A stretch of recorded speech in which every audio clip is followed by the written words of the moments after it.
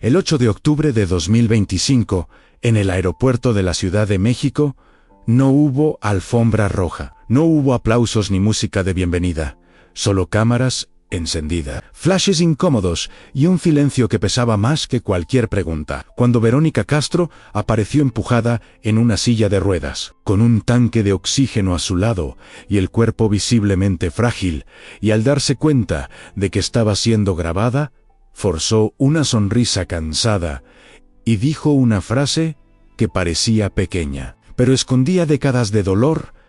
Todavía respiro. Esa mujer que alguna vez fue recibida como jefa de Estado en otros países, que paralizó millones de televisores y enseñó a generaciones enteras a amar y sufrir frente a una pantalla, ahora estaba ahí, intentando sostenerse mientras el mundo observaba sin entender que la había llevado hasta ese punto. Porque lo que casi nadie sabe es que detrás de la fama existía una historia hecha de silencios, de miedos, de decisiones imposibles y de un amor tan profundo que terminó convirtiéndose en su mayor herida. Hoy vas a descubrir cómo una de las figuras más poderosas de la televisión latinoamericana empezó a derrumbarse, lejos de los reflectores, como su propia casa, dejó de ser un refugio y por qué llegó a confesar, en voz baja, que hubo momentos en los que ya no quería seguir viviendo así. Antes de continuar, deja tu like y suscríbete al canal para no perderte historias como esta. Y después,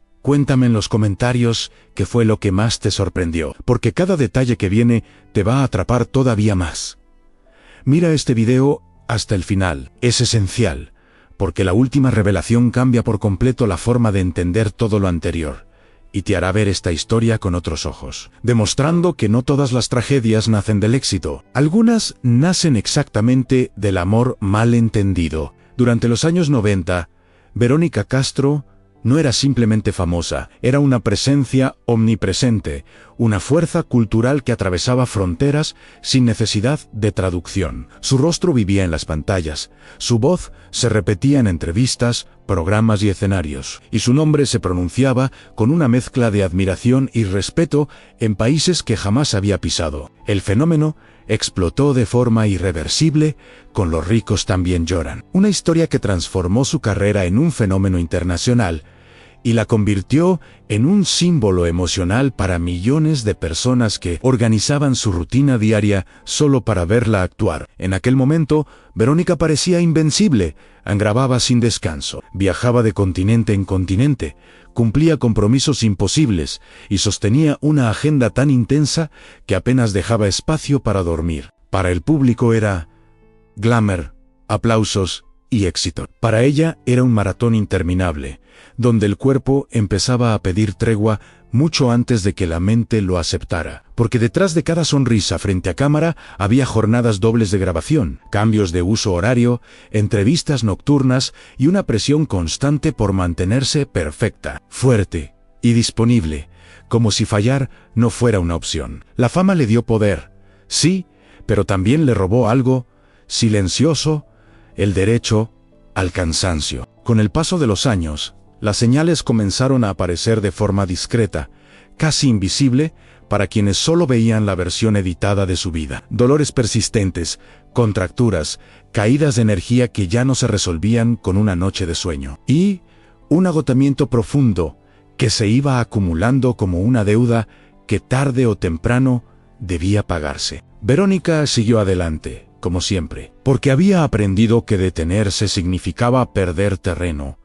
Y perder terreno en el espectáculo es desaparecer. Continuó trabajando incluso cuando el cuerpo ya no respondía igual, maquillando el cansancio, ocultando las molestias, normalizando lo que no era normal. Cada gira, cada proyecto nuevo, cada aparición pública sumaba presión a una estructura física que empezaba a resentirse. Lo que nadie veía era que esa mujer que conquistaba audiencias estaba sosteniéndose a base de pura voluntad, empujando límites internos que ya estaban peligrosamente cerca de romperse. La imagen pública seguía intacta, radiante, dominante, pero por dentro el desgaste avanzaba lento y constante, como una grieta que se abre sin hacer ruido. En ese punto, el éxito dejó de sentirse como triunfo y empezó a parecerse a una jaula dorada. una rutina donde el deber siempre estaba por encima del bienestar. Y así, sin un colapso espectacular ni un anuncio dramático, el cuerpo comenzó a cobrar cada exceso acumulado, cada noche sin descanso, cada emoción guardada, marcando el inicio de una transición silenciosa del esplendor absoluto hacia una fragilidad que todavía no tenía nombre, pero que ya estaba escribiendo el siguiente capítulo de esta historia, desde mucho antes de que las luces del espectáculo la envolvieran. La historia de Verónica Castro ya estaba marcada por una lección dura y silenciosa.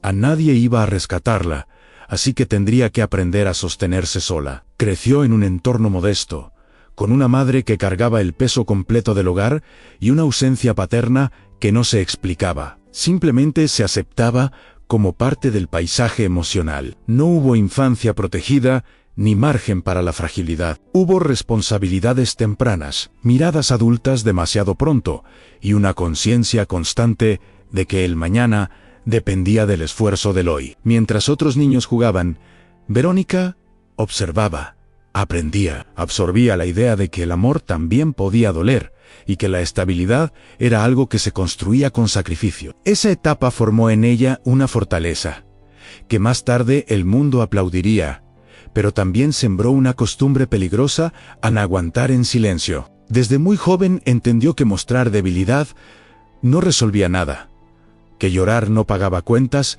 y que rendirse no era una opción. Por eso, cuando apareció la posibilidad de entrar al medio artístico, no la vivió como un sueño romántico, sino como una tabla de salvación. Cada casting, cada oportunidad, cada puerta entreabierta, era una batalla ganada contra un destino que parecía diseñado para mantenerla pequeña. Trabajó en lo que pudo, aceptó horarios imposibles, se adaptó a rechazos y críticas, y fue construyendo su camino con una mezcla de disciplina feroz y hambre de futuro. No buscaba fama. Buscaba seguridad. No quería aplausos.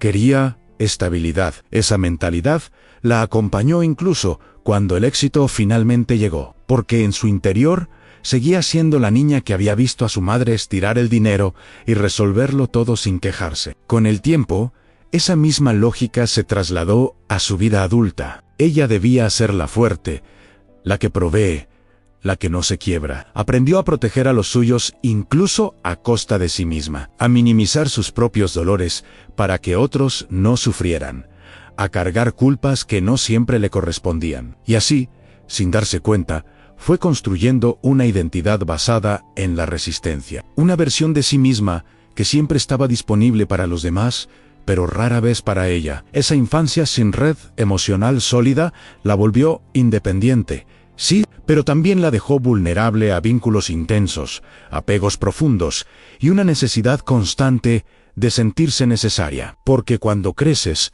creyendo que el amor se demuestra con sacrificio, terminas confundiendo entrega con desgaste. Esta etapa temprana no solo explica su ética de trabajo ni su ambición silenciosa, explica algo mucho más profundo, por qué Verónica desarrolló una capacidad casi sobrehumana para soportar. ¿Por qué aprendió a callar incluso cuando algo le dolía por dentro?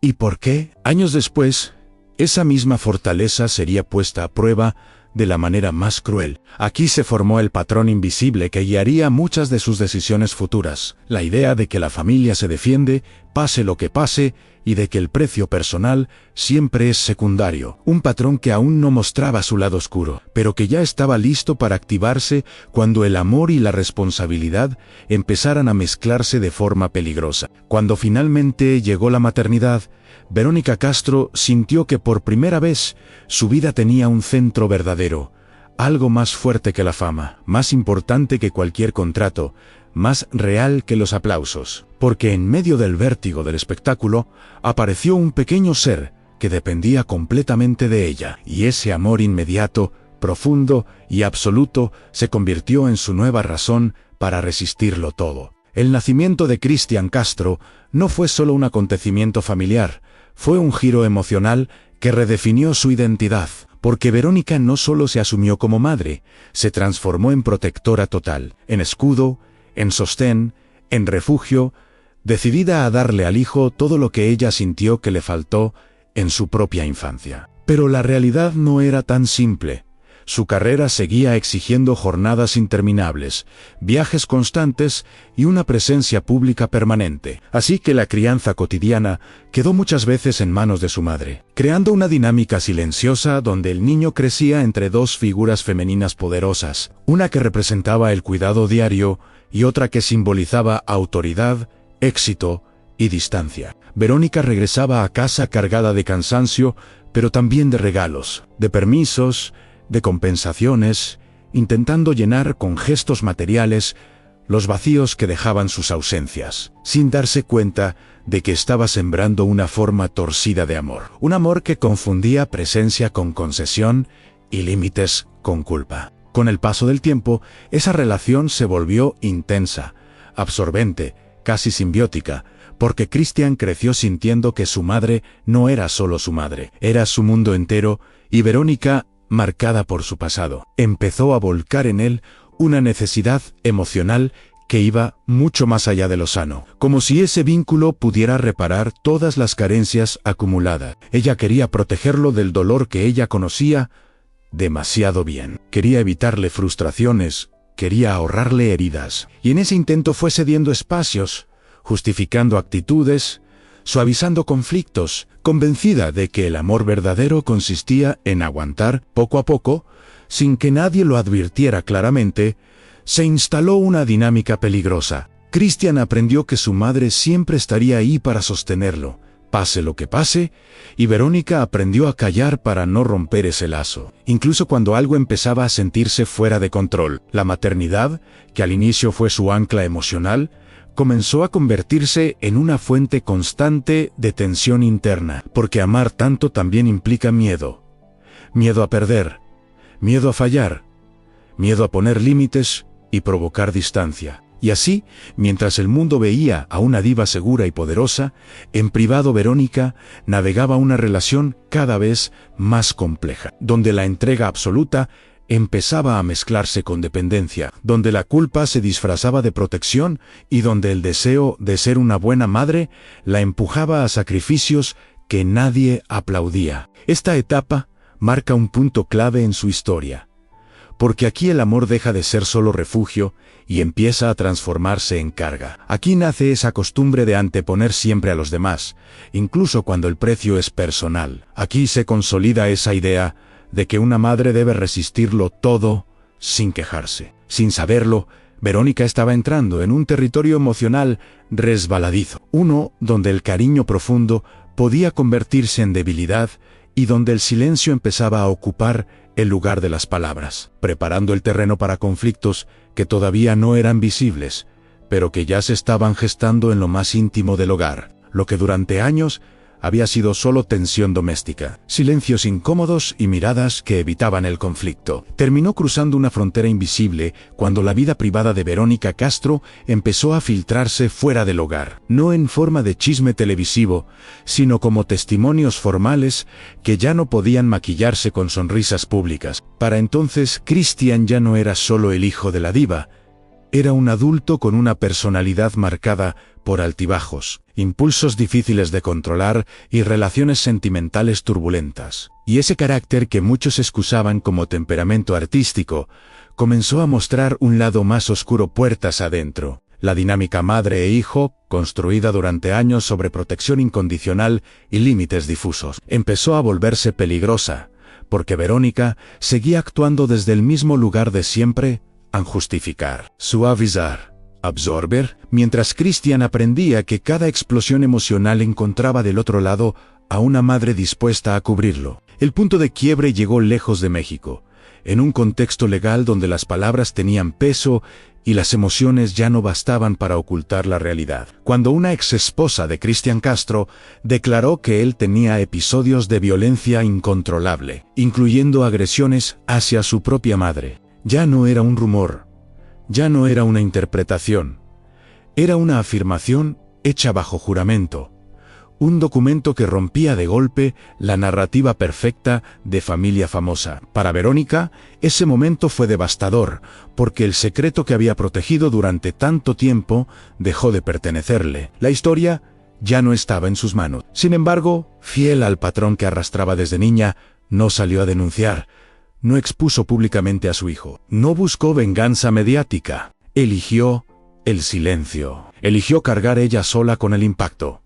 Eligió seguir siendo madre antes que mujer herida. Mientras el entorno intentaba minimizar lo ocurrido con palabras suaves, como malentendidos o discusiones fuertes, el cuerpo de Verónica empezó a hablar de otra manera, a través de dolores persistentes, visitas médicas frecuentes y una fragilidad física que avanzaba sin pausa. Personas cercanas relataron episodios domésticos cada vez más tensos, discusiones que escalaban rápido, empujones, forcejeos, noches que terminaban en hospitales y versiones oficiales que cambiaban constantemente para evitar que el apellido Castro quedara asociado a algo irreversible. En una de esas situaciones, Verónica sufrió una caída grave que afectó su columna, un daño que marcaría su vida para siempre, pero incluso entonces prefirió decir que había sido un accidente, un asalto, cualquier cosa antes de admitir que el peligro venía de adentro. Esa decisión tuvo consecuencias profundas en cirugías complejas,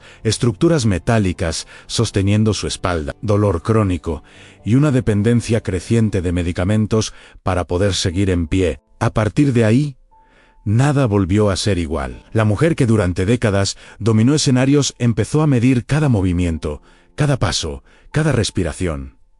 Y aún así, siguió protegiendo. Nunca señaló directamente a su hijo. Nunca confirmó públicamente lo que muchos ya sospechaban. Continuó apareciendo a su lado en momentos cuidadosamente calculados, como si esas imágenes pudieran borrar lo que ocurría en privado. Pero la realidad era otra en Verónica.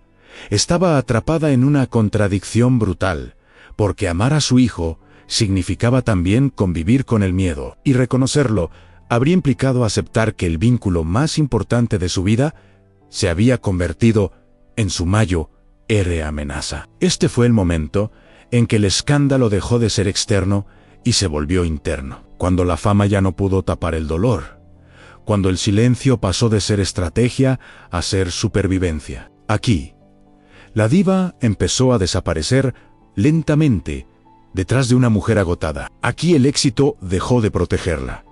Y aquí quedó claro que no todas las heridas se ven en cámara. Algunas se esconden en casas elegantes, detrás de apellidos famosos y sonrisas forzadas, esperando el instante en que el cuerpo ya no pueda seguir fingiendo. Después de que el escándalo dejó de ser un rumor y el cuerpo empezó a pasar factura, la vida de Verónica Castro entró en una etapa silenciosa y devastadora que casi nadie supo leer a tiempo. Ya no hubo caídas espectaculares ni titulares explosivos, solo un desgaste lento, cotidiano, profundamente humano, como si cada día le quitara un poco más de energía y de voluntad. Las cirugías, el dolor crónico y la dependencia de tratamientos médicos transformaron su rutina en una sucesión de horarios estrictos, pastillas, terapias y cuidados constantes. Y aquella mujer que había conquistado escenarios empezó a medir su vida en función de lo que su cuerpo le permitía hacer. Poco a poco fue cancelando proyectos,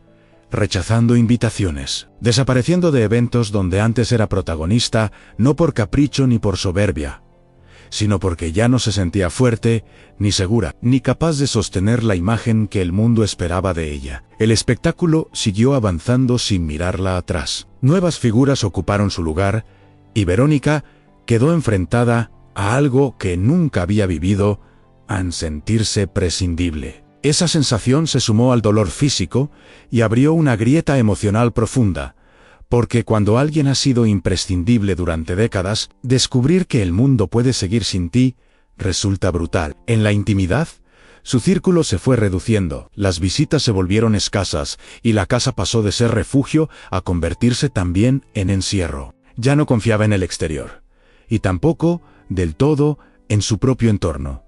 Así que eligió rodearse solo de unas pocas personas, viviendo bajo una especie de vigilancia permanente, como si cualquier descuido pudiera provocar otra caída, otro episodio, otra crisis. La relación con Cristian Castro continuó existiendo en una zona ambigua, sin rupturas definitivas, pero también sin verdadera paz, marcada por encuentros calculados, apariciones públicas controladas y un silencio que lo decía todo, sin decir nada. Verónica siguió fiel a su patrón más antiguo en proteger, minimizar, callar, En entrevistas aisladas, dejó escapar frases que helaron a quienes sabían escuchar. Habló de un cansancio que no se iba durmiendo, de noches interminables, de un dolor que ya era parte de su identidad, y de momentos en los que simplemente deseaba descansar de todo. Palabras que muchos interpretaron como dramatismo, pero que en realidad eran señales claras de alguien emocionalmente agotado. La depresión no llegó como un colapso repentino, llegó como una sombra persistente, como una tristeza que se instaló en los silencios, en la falta de proyectos, en la distancia con el mundo. Verónica, que siempre había sido la fuerte, empezó a vivir protegida, medicada, y cada vez más aislada, cargando no solo con su cuerpo herido, sino con una culpa constante, preguntándose en qué momento falló, dónde se torció la historia, qué decisión diferente habría cambiado el rumbo. Revisaba el pasado una y otra vez buscando respuestas que no existían, mientras el presente se hacía cada vez más pequeño. Para el público, su ausencia fue discreta, casi elegante. Para ella, fue una batalla diaria por mantenerse en pie, por no dejarse arrastrar por la sensación de vacío, por encontrar sentido cuando todo parecía reducido a sobrevivir. Esta etapa marca el momento en que la diva desaparece definitivamente y queda solo la mujer, vulnerable, cansada, intentando reconstruirse lejos de las cámaras, aprendiendo a vivir despacio, después de haberlo vivido todo demasiado rápido. Aquí, el silencio deja de ser estrategia y se convierte en refugio.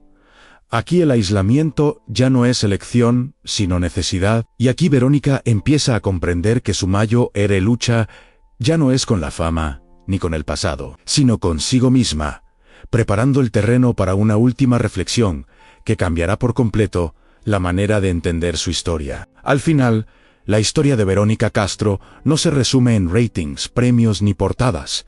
Se resume en resistencia, en una mujer que lo tuvo todo frente al mundo y casi nada para sí misma cuando las luces se apagaron, después del aislamiento, del dolor físico permanente y de esa tristeza silenciosa que se instaló en su rutina. Verónica quedó frente a una verdad imposible de esquivar. Había pasado la vida entera sosteniendo a otros y apenas ahora estaba aprendiendo a sostenerse ella. La diva poderosa dio paso a una mujer cansada que ya no buscaba aplausos, solo calma. Alguien que entendió demasiado tarde que amar sin límites también puede destruir lentamente y que el silencio, cuando se vuelve costumbre, pesa tanto como cualquier golpe. Su mundo se redujo a espacios controlados, a días marcados por tratamientos médicos y noches donde el cuerpo no encontraba descanso. Mientras los recuerdos de su pasado glorioso aparecían como ecos lejanos, casi irreales, contrastando con una realidad donde levantarse de la cama ya era una pequeña victoria. Y aún así, nunca rompió del todo con su esencia, nunca eligió el escándalo como salida, nunca convirtió su dolor en espectáculo, porque siguió siendo fiel a la mujer que aprendió desde niña que la familia se protege, incluso cuando ese acto implica desaparecer un poco. Con el tiempo, empezó a encontrar una forma distinta de afecto, más tranquila, menos cargada de culpa, un vínculo que no exigía sacrificios extremos ni explicaciones eternas, una tregua emocional que no borró el pasado, pero le permitió respirar distinto. Su historia no ofrece un final cómodo ni una justicia perfecta. Ofrece algo más crudo y más humano. La imagen de alguien que sobrevivió pagando un precio altísimo, de una madre que confundió amor con aguante, de una estrella que brilló para millones mientras se apagaba en privado. Hoy, Verónica ya no representa solo glamour ni nostalgia televisiva. Representa una advertencia silenciosa sobre lo que ocurre cuando una mujer aprende a callar demasiado pronto y a darlo todo sin reservarse nada. Su legado no está únicamente en las novelas que marcaron generaciones, sino en esa lección incómoda que queda flotando después de conocer su historia, que el éxito no protege del dolor, que la fama no cura heridas profundas y que a veces las tragedias más grandes no vienen del exterior, sino de los vínculos que más defendemos. Y quizá ese sea el giro más duro de toda esta narrativa, comprender que Verónica no cayó por el espectáculo, ni por la industria, ni por los excesos del éxito, sino por haber amado sin medida y haber soportado en silencio, hasta que el cuerpo, agotado de guardar secretos, decidió hablar por ella. Si esta historia te tocó, regálanos un like y suscríbete al canal para no perderte ninguno de estos relatos reales que casi nadie se atreve a contar. Déjame en los comentarios qué fue lo que más te impactó. Quiero leerte. Comparte este video con alguien que necesite escuchar esta historia. Y recuerdan, a veces, entender el dolor de otros también nos ayuda a mirar nuestra propia vida con más conciencia. Nos vemos en el próximo video.